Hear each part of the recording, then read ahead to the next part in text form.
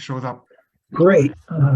I'm excited to be able to tell you about our new direction in energy storage chemistry, which is organics. I work with a terrific synthetic chemist, Roy Gordon, and his group, and together for the past 8 years or so, we've been looking at organic flow batteries and improving them. We're here in Cambridge. What you see on my screen is the view from Cambridge of Boston across the river. Right? And the problem with this picture is the wind isn't blowing and the sun isn't shining, and we're not lighting the city with nuclear power. We're burning natural gas, importing some hydro, but we're emitting CO2 in order to run our city at night. Our mission is to be able to run our fair city off of non-fossil fuels through the night. And the effort we're contributing toward this is through storage. So I'll describe what flow batteries are and what their advantages are. I'll introduce those of you who aren't familiar to redox active organics. In particular, we stay in aqueous solutions for cost reasons mainly, and also safety.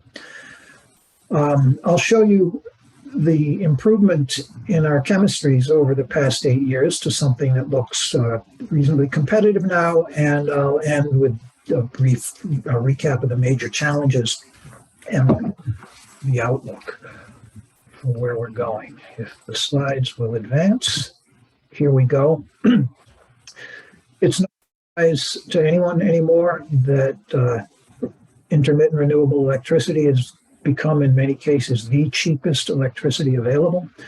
These are levelized costs for the DOE Sunshot initiative, which had a target in 2020 of reaching, and here to look at is not the subsidized costs, the blue curves, but the unsubsidized costs, the red curves, the red bars, right? Even, and at the top of the bar, cloudy New York, at the bottom, sunny Phoenix, getting to levelized costs of 6 cents a kilowatt hour by 2020, even in New York, and yet we got there by 2017, and so costs continue to come down. So solar is really cheap.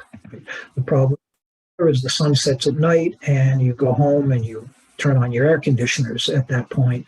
And so California was the first state to require storage in 2013 in order to deal with this very rapid ramp from lots of solar generation on the grid. There's 1 day of solar, of net load on the grid, solar generation pushing it down, being no help at night. So there's, a 4-hour time shift or something like that, which is being taken up mainly right now by lithium-ion batteries. Wind has an even more severe problem. These are real-time electricity market prices in the Midwest ISO. The purple and the deepest blue next to the purple are negative real-time prices. So high and negative here, high and positive here. Build a transmission line from here to here, you solve the problem. Well, maybe for a moment you do, but a few days later, it looks like this. And a few days later, it looks like this. Storage at the site of generation plus transmission could solve the problem, but there are two mismatches you got to deal with. One is the location, the mismatch in location. The other is the mismatch in time. And that's so there's transmission and there's storage, and they both add costs. So, and in this case, in the wind generation, the fluctuations have much longer time scales than day-night. They can be several days. Storage can make a difference, mapping wind or solar into what our city demands here. Of the characteristics of a storage system, let's call it a battery for now, because that's what we're going to be dealing with. The two important criteria are the amount of energy in store in megawatt hours and the rate at which it can deliver that energy out of storage. That's the power in megawatts. they come together in different proportions for different applications, and that ratio is the discharge duration at your rated power. And if you want to deal with several days of no wind when you're counting on a lot of wind power, you need several days of energy to power ratio. That's hard for enclosed batteries to get to. Batteries are designed to get there rather easily. So you have at the heart of a flow battery an electrochemical reactor. It's essentially a fuel cell that can run in forward or reverse. In forward mode, you take high energy chemicals, flow them into the cell, convert them to low energy chemicals, out comes electricity. When you want to recharge it, unlike a fuel cell, you don't just discharge the product into the atmosphere, you contain them in your external tanks. And when it's time to recharge, you have to flow your low energy chemicals back into the cell, drive in electricity, and convert them into the high energy chemicals they started with. And the value proposition of the flow battery is you can size your reactor, your membrane, and your electrodes for whatever power you need, and size your tanks for whatever energy you need. So if you want large energy to power ratios, you're talking about scaling up only the size of your tanks and the chemicals. That can come down in cost substantially lower than stacking up banks and banks of enclosed batteries. So this is my imaginary cost profile versus discharge duration for stacking up. So with electrode batteries, that line keeps moving down. And this is, again, flow batteries. You're limited by the cost of the electrolyte, the active species and the solvent and the tanks at large discharge durations. The commercialized flow battery chemistry is vanadium, storing different charge states of vanadium and sulfuric acid, shown here. Here's a 5 megawatt hour plant. In Japan, there's the tanks of energy storage, vanadium and sulfuric acid. There's the power conversion units here backing up a solar array. That's 5 megawatt hours. Under construction, nearly finished near Dalian, China, is a 800 megawatt hour rocket power vanadium flow battery. So vanadium works pretty well. Problems with vanadium are price, fluctuates, it can be awfully high, and there's only a limited rate at which you're going to be able to increase the rate of vanadium production to meet rapidly increasing demand. But if the chemicals cost 100 or more per kilowatt hour, just the storage chemicals, and if system costs need to be at 100 or 150, that doesn't leave much room for the other parts of the system. For chemicals that could be cheaper. I worked with Bill Hogan at the Harvard Kennedy School, electricity markets expert, to ask the question, how cheap does a storage system need to be in order to pay for itself just by arbitrage? That's by far the biggest possible market. And we have publicly available prices from PJM of over 7,000 nodes every hour over 7 years. It's on the order of price points that we collected and put into a study that, so we put a virtual system on each of those nodes on the grid and just said, suppose you had perfect foresight and you could optimally charge and discharge your system. How cheap does it need to be to pay for itself? Where do you break even? And there are two markets, day ahead and real-time market. Let's just take an example here of the real-time market. And let's say we had a 6-hour energy to power ratio in our system. What this says, if you could install your system for $150 per kilowatt hour, you would have been profitable at half the nodes. If you could install at, say, 180 per kilowatt hour, you would have been profitable at 3/4 of the nodes. No, sorry, 1/4 of the nodes. And at, what's that, about 260 per kilowatt hour, you're not profitable. The spread. And as you see, as you get out to longer discharge durations, it has to be cheaper and cheaper because there are fewer times when you need to fully discharge your battery over that period without taking a break, without finding a place to recharge. So that's the target that we try to get under. And we need lower cost storage chemicals when we do that. And so we've been looking at organics that some can be very cheap. Of course, pharmaceuticals are really expensive, and there's everything in between. So we look at the ones that can possibly get us this blue curve and get us down under the curves I just showed you. We started by looking at cheap inorganics like a lot of other folks, but noticed that some groups were making progress with organics and fuel cells. And I started talking with the chemists about organics that might work in two-way operation, charge and discharge, in a flow battery. Okay. And quinones turn out to be really interesting for that purpose. So down here is a benzene ring. There's hydrogens on the corners that aren't drawn, and then two hydroxys here make that the hydroquinone. At a certain voltage, that will give off 2 protons and 2 electrons and turn into that oxidized form of the quinone there. And this will go back and forth in aqueous solution. Okay. This is the one that brought our attention to quinones. It's in photosystem 2. It's picking up electrons from chlorophyll. And it's in all green plants, of course, and it just goes back and forth between oxidized and reduced forms over and over again. That's really what you want to happen. This tail makes it insoluble. These methyl groups make the voltage wrong, but organic chemists can do things about that. In fact, you can put on more rings and get the voltage down to make it a good negative terminal for a battery, and you can put on solubilizing groups. This one over here, anthraquinone disulfonate, AQDS, is the first one that worked well for us. And what we've been developing are different chemicals that can work on the negative side and the positive side of a battery. Many of them have this proton-coupled electron transfer where you give off protons and electrons at the same time, so the protons go through from one side to the other as you charge and go back when you discharge. As we look at chemicals we can buy or synthesize in order to do these tasks, the order in which we've found is convenient to screen them as redox potential. You want to be almost splitting water, but not quite.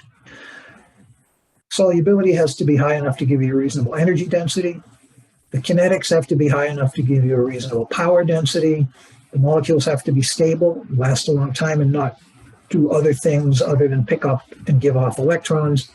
And then production cost, at least at large scale, needs to be low. Show you how it worked with AQDS. Here's our molecule. It's 1 millimolar of this in 1 molar sulfuric acid.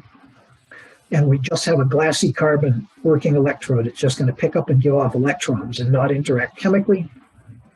And in equilibrium with air, this molecule is stable in its oxidized form. So we start up here at high potential where it's oxidized, and we sweep the potential of that working electrode more and more negative until we drive some electrons onto the molecule. And when that happens, protons jump on from the acid, and we end up with this hydroquinone here. And then we can turn around and sweep the potential positive, and we can suck the electrons off the molecules, and the protons jump off as well. We have very, very low separation between the oxidation and reduction peaks. These molecules have remarkably fast kinetics, at least the ones that we've found useful. In a flow cell that looks like this, we didn't want to innovate on too many things. So we had been using bromine bromide on one side, the positive side. We kept that, and we put AQDS on the negative side here. Mafion membrane, carbon fiber electrode, no catalyst. And here's the first cell. And here's the kind of performance that came out. So with a flow battery, you characterize it. You essentially can draw current in steady state, and you can impose a current density and ask what voltage comes out of the cell. And that's what we do here. And the answer depends on state of charge, of course, but as you draw more and more current density, internal resistance brings the voltage down. See, we can get 4 amps per square centimeter out of this system. and that's an enormous current density. If you take the same data and plot the product of voltage and current density on the vertical axis, that's power density, power per area of membrane. And see, we get to a watt per square centimeter peak power, and then for simplest comparison, I just carry around in my head that one number, the peak galvanic power density. Now, you wouldn't operate there because the efficiency is way too low. At 2+ amps per square centimeter, you can see our voltage is quite low, so we're less than 50% one-way voltage efficiency. But still, for comparison, all the comparisons at peak power end up being the same. You can operate anywhere you want here. In fact, you could spec a round-trip efficiency, say. Suppose you wanted 80% round-trip efficiency, and that's like 90% one-way efficiency, and take the same data and just plot it as one-way voltage efficiency versus power density.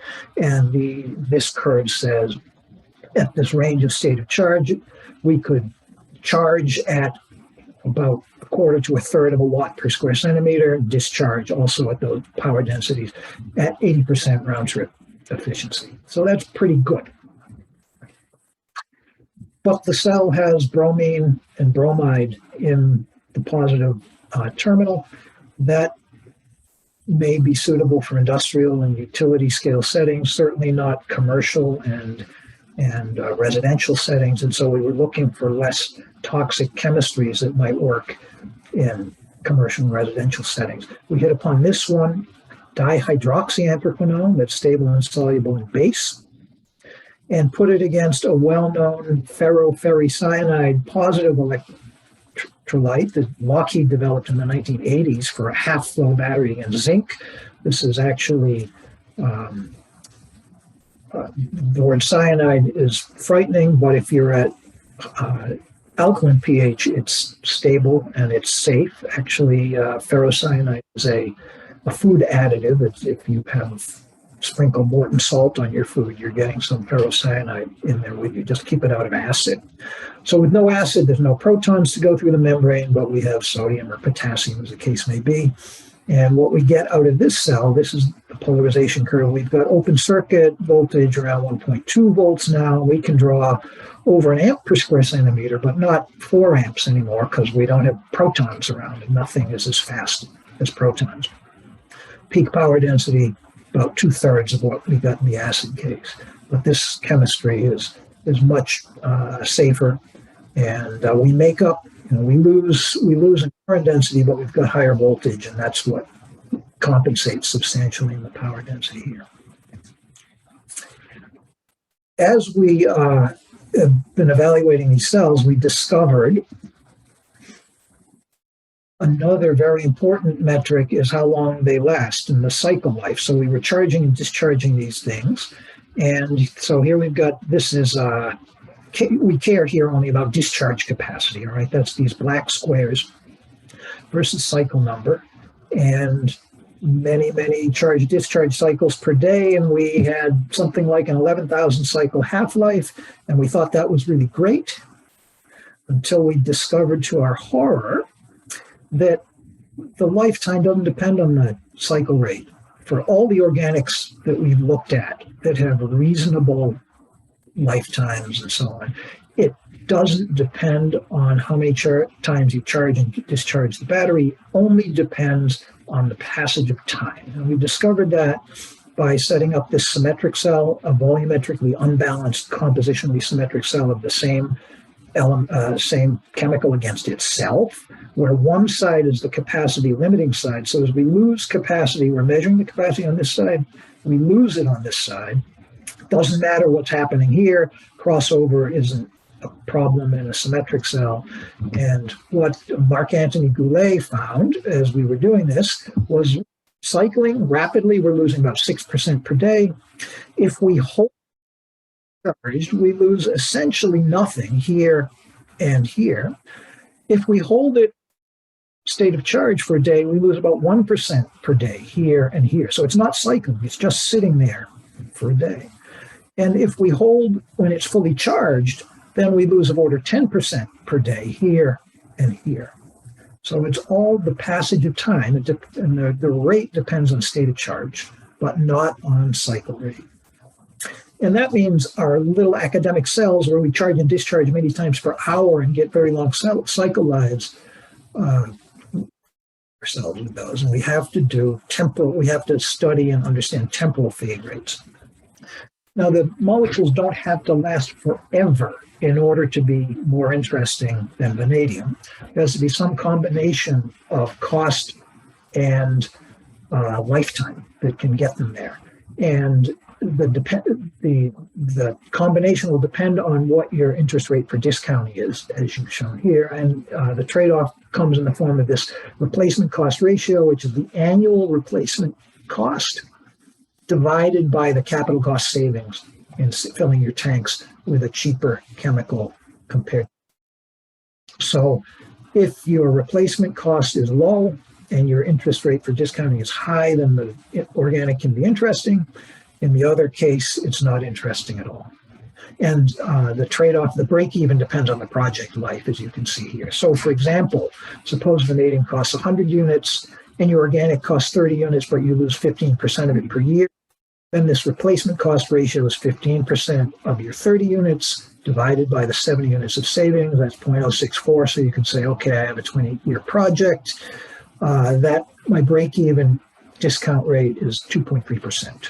Or something like that. Or if you want to say, I'm going to recycle the vanadium, and if that doesn't cost anything, then we're out here at essentially an infinite life project, and then it's about 6% interest rate for discount even. So we've been making progress in both the direction of extending the lifetime of the very cheapest chemicals that we've been able to put into these batteries, as well as developing very long lifetime, intrinsically long lifetime organics. And I want to show you our progress in both those directions.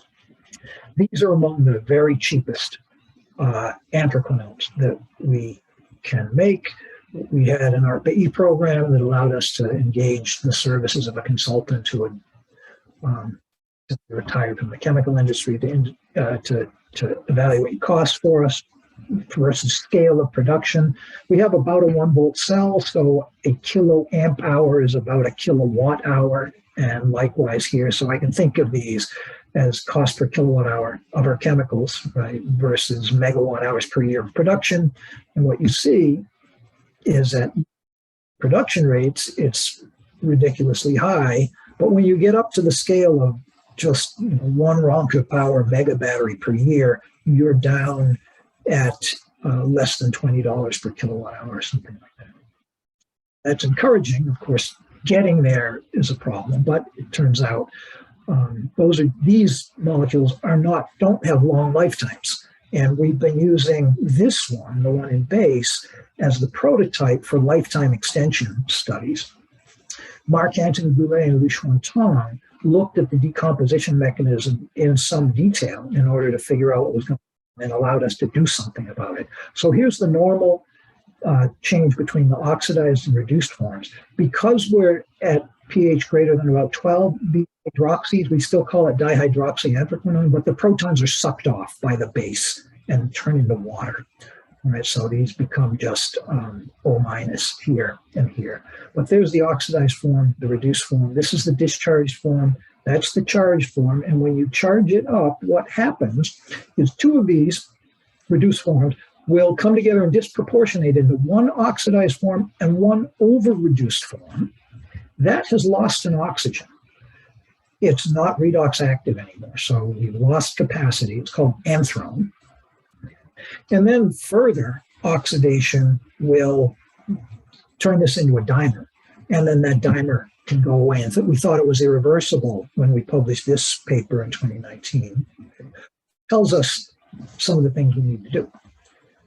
Just this year, last month, I think, we published this deeper dive with Claire Gray's group at Cambridge University, where these chemicals went through benchtop EPR and NMR in real time as they circulated through the reservoir and the cell. So we could track in all the species that were observable and their changes.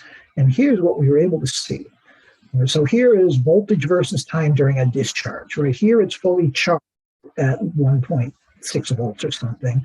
And now we're going to start discharging and draining the battery. And here's a whole series of NMR scans. And here are all the molecules that show up. So there's the regular oxidized and reduced forms with peaks ABC, and the same with double primes. And so here's A double prime, B unactive, that interconverts with something into something called solid triangle peaks. And here they come. As you discharge, you form those inactive species. And when you're done, you end up with the dimer, the open peaks. There they are. You've got dimer as well as AB, which are over here, the discharged form. But if you then deep discharge the battery, so here we're at 0.2 volts, and here we actually switch polarity and discharge it further, you can reconvert electrochemically those dimers. See, they disappear, and they turn back into the oxidized form. So we call this the zombie quinone, because we actually bring it back to life with this electrical pulse. And sometimes you need sometimes 0 volts will do it for you. And as a result, you can bring back your dihydroxyanthracquinone, as you see. And the effective fade rates then get really, really low. So here's our baseball diamond of the processes that are happening. There's the discharged form, so you charge and charge again, and if the the overcharge or overreduction makes these two species, that you get this dimer, but the news is you can convert it back electrochemically to this. And as a result, you end up with discharge capacity. Look at the red plus marks here, right? You're fading at about 5% per day, but the voltage pulse regenerates this stuff, and the net effective fade rate goes down by a factor of 20 in this paper we just published. In unpublished work, we've gotten a factor of 260 of reduction, gotten the net fade to the high single digits of percent per year. So that's really encouraging for DHAQ. Not quite low enough fade rate, we think, for this to be the best molecule, but damn close. We've also been looking at more stable molecules by understanding these decomposition mechanisms, and there are several. So David Kwabi, Kai-Sheng Lin put longer arms on here, and that stabilized the molecules. So the fade rates, instead of 5% per day, now are down by 2 orders of magnitude. And that main decomposition mechanism is the arm breaking off, because that oxygen is vulnerable. And so Yunlong Ji found a way to stabilize that even further by having something more soluble at low pH, and by having a weaker nucleophile that doesn't attack this nearly as strongly. And so now we're down to something like 5% per year. And this is without any rejuvenation. And Min Woo found ways of getting rid of that weak linkage altogether and having just carbon linkages, which are much stronger. And the lowest fade rate we have is less than 1% per year with this molecule here. But we don't know at this point cheap ways of making that molecule. So we have low-cost molecules that we can fade fast but can rejuvenate pretty well. And we have very stable molecules that we don't know how to make very cheaply. And then it opens a whole space that gave us confidence to start this company, Quinel Energy. And I need to disclose that I'm co-founder and equity holder and chief scientific officer. So take what I say with a grain of salt regarding what we're doing with our chemistries here, because the company has a license to commercialize any or all of these chemistries. Here's one of our latest publications out of Harvard. The company isn't publishing stuff, which is looks like a really reasonable trade-off between lifetime and mass production cost. These carboxylates here solubilize. The precursors are pretty cheap, so we're down below $50 per kiloamp hour for this species. This one, I think, is maybe 15 to 20. I've forgotten. So we're getting to reasonable costs and reasonable fade rates here, and we haven't done the lifetime extension on this yet. But I'm really optimistic about the prospects here for the storage with these kinds of molecules. So the challenges that we're still grappling with are for the reactant. You need lifetime after being able to rejuvenate what you can. You need decent voltage.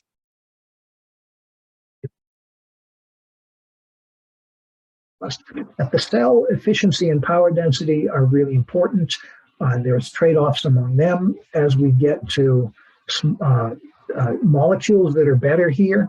We end up with cells with lower power density, and so we have to work our way around that as well. We look at just the molecules that are interesting in this region. I put the water stability window here, and ones that are in bold are stable enough. The ones that are in faint text are just not stable enough as far as we know at this point. We've been working in base with molecules like these that I've been about. There are others called phenazines developed at PNNL that have even more negative potentials, and their stability can be proven, and it's looking encouraging. If their mass production costs can be low, then those might be interesting. There are other chemistries in neutral pH. Nothing at the high potential end here, and so far nothing better at the high potential end than potassium or sodium ferroferricyanide, which is here, which isn't great, but is probably good enough. We're involved in research in doing better than this. We're just not ready to publish anything on that yet. And there's other groups working on what we call positive electrolytes as well. So finally, recovery. We've only studied it for DHAQ. We don't know how much these fading molecules, the ones in faint text, can be lifetime with the techniques we've developed, and there are several of them. And finally, let me point out here, Mike Marshak, our former postdoc now at Colorado, has developed a very low chelated chromium complex, low potential, that could give you quite a high cell voltage, which adds energy density and power density, if hydrogen evolution can be managed. And that's the problem when you get down here, or if you get even up here. It turns out oxygen evolution becomes something you need to manage, even if you're here. So with that, I will point out the folks who've been instrumental in developing these things, and thank our sponsors, and be happy to answer questions. Here's Willie Gordon, in charge of the chemistry. The dihydroxyhantraquinone was developed by David Kwabi and Min and Kaishang Lin, both of whom graduated before this picture went on, was taken. But we've got here Yan Jing, who was involved in a lot of the synthetic chemistry, Martin Jin, more of the synthetic chemistry, and a lot of the cell work has been done by Eric Fell and Kiana Amini, and some of the chemistries we're about to publish but haven't yet are the thesis work of Emily Kerr, who's standing behind me here. So thanks for your attention. I'd be happy to answer questions. Thanks, Mike, for this fascinating talk. You've talked quite a bit about the molecules, both the cathode and the anode. Could you talk a bit about the membrane that's required across both acidic and base conditions? What are the requirements for the membrane part? For the membrane, we started by using Nafion, which works in acid passing protons, and works pretty well all the way up to pH 14 in base as well. But Nafion is expensive. I've had some really good success with Fumasep non-fluorinated membranes, and The cost at scale for those ought to be substantially lower. They're polyarylether ketone, I think, membranes. And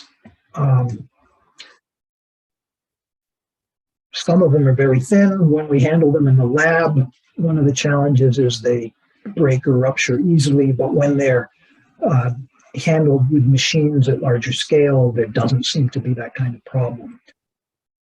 We would love to have membranes that have lower area-specific resistance for sodium or potassium. Our best chemistries are alkaline chemistries where we pass sodium. We tend to get higher solubility with potassium. And so we're interested in collaborating with membrane developers who have interesting things for us to try. But as it is, they're Fumaset commercial membranes that do seem to outperform Nafion performance per cost, and we're pretty happy with those at this point. Super. And I guess if you would like to have year-long seasonal energy storage, the durability could also be quite important, obviously, to be used. So have they been tested over months-long tests? Yeah, so there's only so much you can do in an academic lab. We've looked for weeks to single-digit months at the membrane performance, and things are pretty good. But we know that there are companies out there that are using these kinds of chemistries and tested things longer, and they say they don't seem to have problems at the 1-year scale as well. But we're not aware of the technical details. We're just aware of the stories they tell us. And the systems we have, I don't think our energy to power ratio can get to be seasonal, 3 months to a year or something like that. But certainly at the 5 to 12 month discharge duration, I think these can be competitive. And nevertheless, you want your system to last years between major maintenance events. So you don't want to be taking it apart, taking your whole stack apart and replacing the membranes even once a year. You want to do that once every 10, I think, is what I've heard from the vanadium flow battery companies. That's the way they plan to do their maintenance. 10 years between membrane replacement. It would be good for the organics to be able to match that with whatever membranes end up being best. And then for all these designed molecules, what kind of solubility limit are they? Because this obviously is connected to energy density. Yeah. For the molecules, if we can't get to 1 molar, 1 molar molecules is 54 amp hours per liter, because we get 2 electrons per molecule. And to us, that's below that, the molecule isn't particularly interesting. The ferroferricyanide is only 20 to 30 amp hours per liter, depending on what you dissolve it with and what the temperature is and so on. So that is often limiting the volumetric energy density. So these energy densities are lower by up to a factor of 2 than vanadium flow battery energy densities now. And that's a disadvantage compared to vanadium, which needs to, so you think about not putting these in places where volume is that important if there are offsetting advantages. And with some of the molecules we're developing, we hope to be able to increase the energy density of the positive side as well. But right now, that's still a science project. You mentioned these very fascinating molecules that you designed. So how much of innovation in the chemical, like all chemicals industry, do you see that's needed to really provide these molecules? And actually, this I think is really important for changing our sort of economic system. I know, sort of on the battery side, we've been working on some fluorine-containing electrolytes, and we're looking at, how expensive is the precursor and how expensive the precursor to precursor. So you really kind of want to know, how much this is scalable. So could you comment on that? That is the challenge, right? In our case, we have very good chemists, of which I am not one, who are able to develop synthetic routes. And the petrochemicals routes have been reasonably well developed, so a lot is known about those. So our students and postdocs have a basis of knowledge, and then can design new syntheses that start with, you can get commodity prices of the individual components, the things that can go into your arms and so on. The big innovation is, I didn't think I had time to talk about this, but we published a couple papers on electrosynthesis. So some of the published synthetic methods have to have oxidation steps that use toxic and expensive oxidants like chromium trioxide. And we've been able to completely reduce that with electrochemical oxidation, to just use electrons.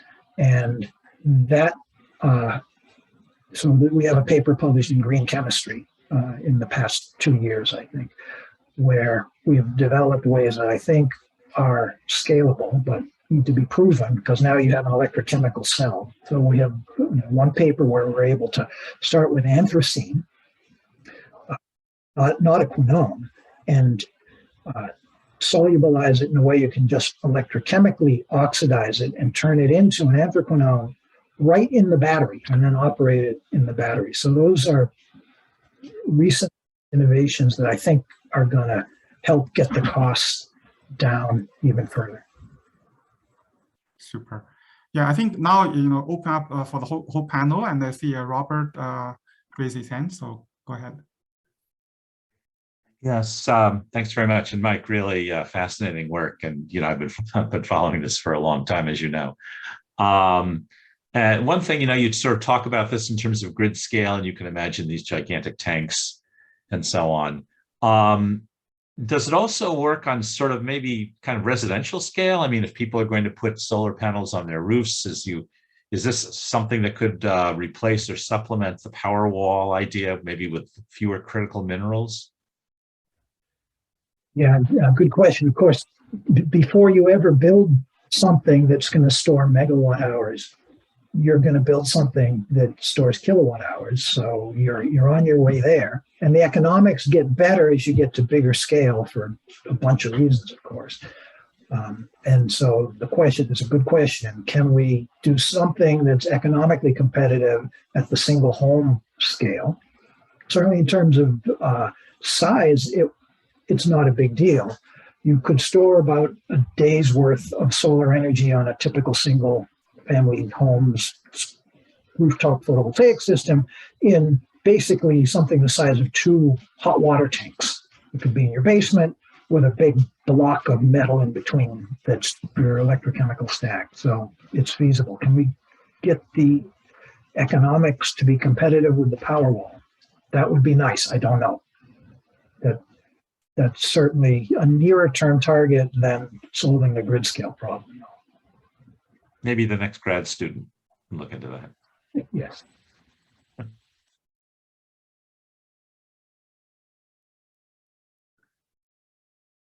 Yeah, so Mike, I think the last question is, this startup company, maybe you can say a few more words on this company, like the previous speaker, how big it is and how many people are working in the company. Yeah, okay. So we founded the company last year and immediately wrote a proposal to DOE Advanced Manufacturing Office that has just been funded.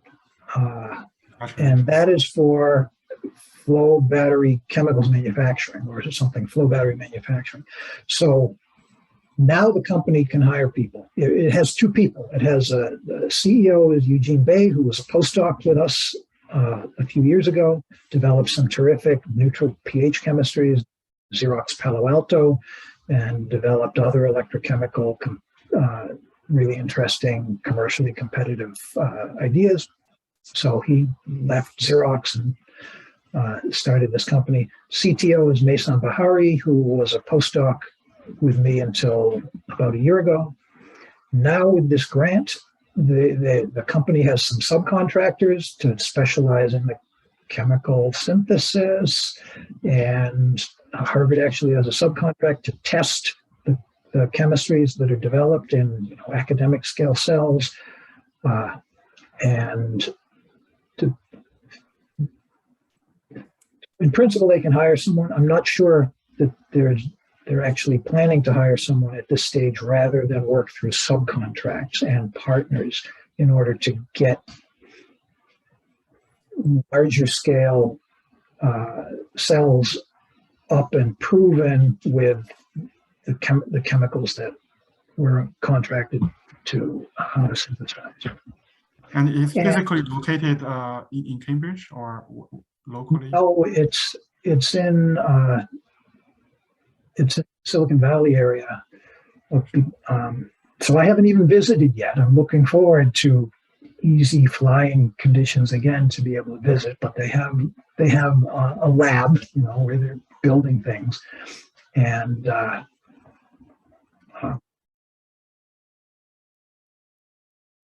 I can't say much about it because I haven't seen it. But that's super exciting. Okay.